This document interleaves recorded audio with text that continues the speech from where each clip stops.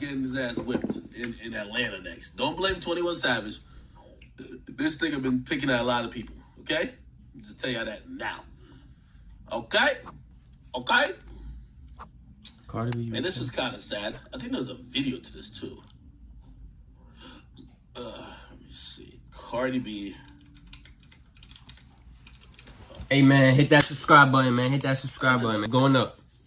We about to hit like 200 million subscribers, bro. Next week. We just fell asleep, and out of nowhere, like Offset phone kept ringing, my phone kept ringing, and like Offset picked up the phone, and he's just like, no, and he's screaming and screaming, and like he's screaming like, no, and I'm like, what's going on? And he's like, Takeoff is dead. Yo, the story is so sad. You know, obviously we lost Takeoff. That's a fact.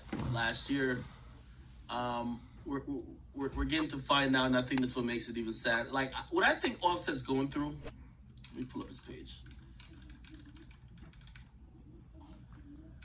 I think Offset's going through. Is it YRN or just Offset? Yeah. I think Offset's going through a very, very, very deep depression. If you look at most of his stories, his profile pic is Takeoff.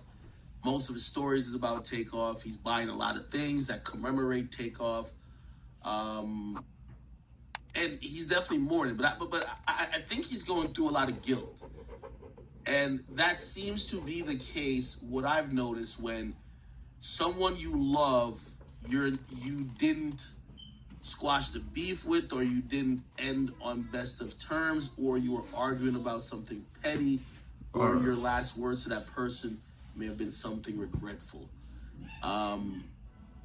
Not too sure the status of the relationship right before, but clearly there was a separation between Offset and Takeoff and Quavo, right? It looked like Quavo and Takeoff were moving in one direction, and Offset was moving in the other direction. Right. But after the death of Takeoff, you know, all that type of petty arguments and anything that could have contributed to why that was the case goes out the window, and I feel like he's having severe regret. Well, I won't say severe. He's going through a little bit of depression. He's going through definitely some depression. He's going through severe guilt. I'll say that. And I think it's going to be a long process for him to, you know, start acting quote unquote normal again. You know, I can feel the pain every time he talks about Takeoff, and I know it goes way beyond what he says. It goes even to what he doesn't say. If you heard, and I'm not trying to bring up some of these, you know, these are really hard things to watch. When he spoke at the funeral, you know, I saw that. You could kind of just tell that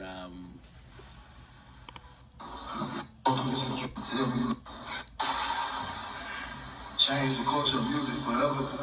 You could tell there's a lot of grief and a lot of hurt, a lot of pain, and I think Cardi B was talking about how she's dealing with her husband who's going through loss and mourning.